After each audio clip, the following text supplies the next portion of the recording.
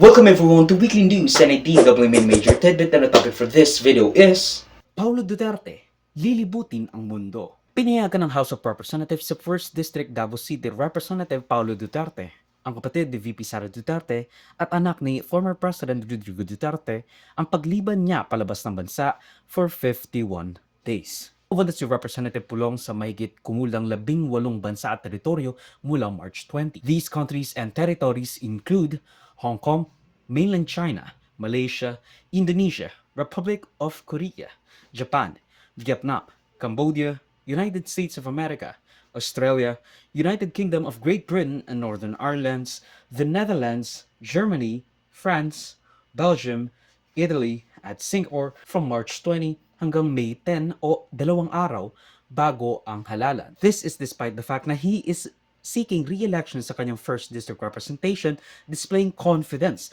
na hindi maaagaw sa kanya ang kanyang seat sa Kamara at pwede siya lumabas whenever he wants.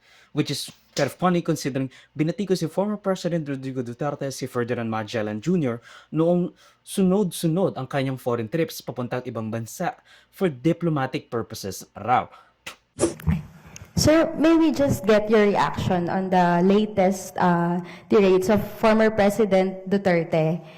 He said that you are in favor of Chacha because you are pushing for term extension just like what your father did, late President Ferdinand Marcos Sr. And he also criticized, sir, your foreign travels. Ang sabi po niya, pasyal na lang daw po kayo ng pasyal during the latest rally po sa Liwasang Bonifacio, sir. May we get you on that, sir?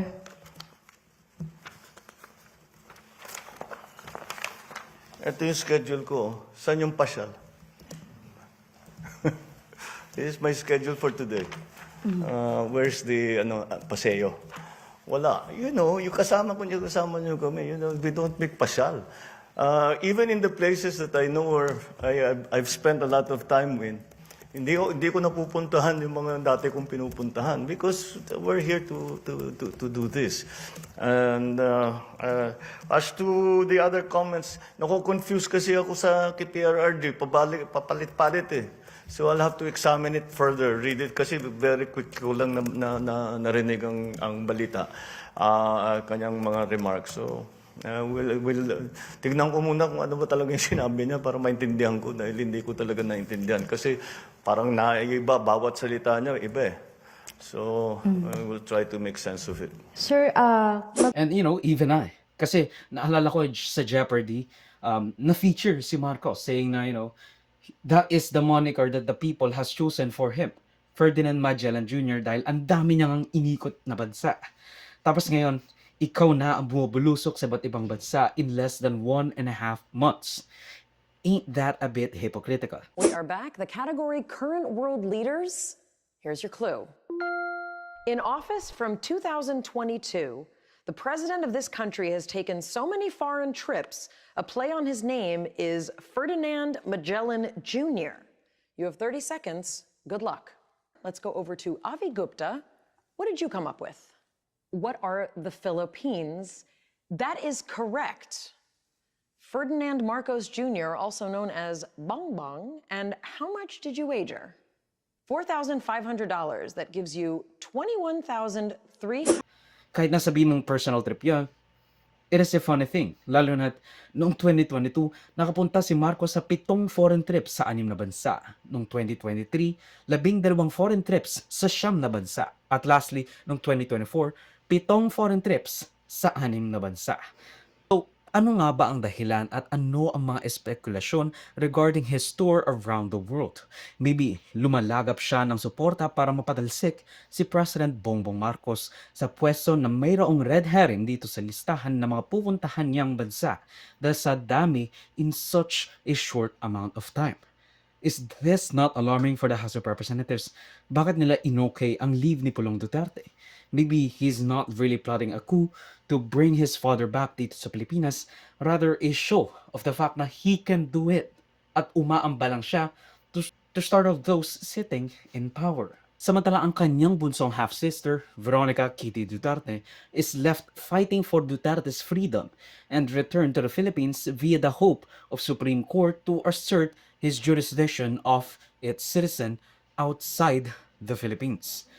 Pulong is out there, and this is a view without malice, frolicking around in 16 countries and Hong Kong.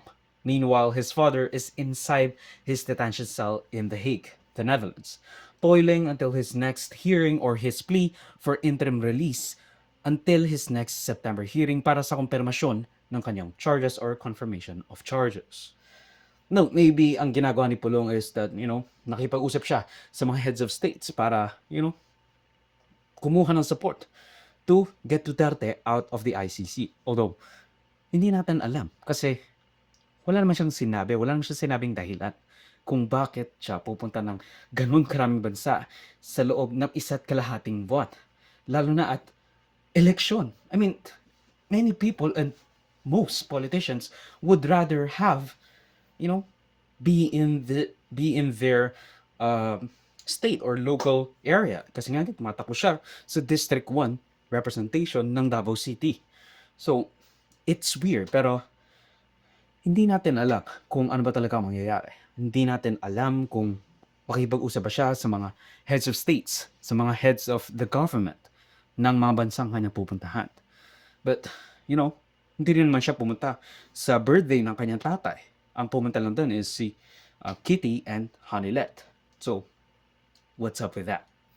Ang video clip na ito ay galing sa aking series ng News sa Worthy Recap. Check the entire videos for the complete weekly news recap and subscribe to the channel to be kept up to date sa mga local at global news na I'll make sure will be interesting to you. Particularly you, whatever your name is. Hindi ko alam, sorry. Salamat sa panonood mga kaparami. Like, subscribe, follow me like sa socials and avoid Joseph that will be linked down below. So, of course, paalam.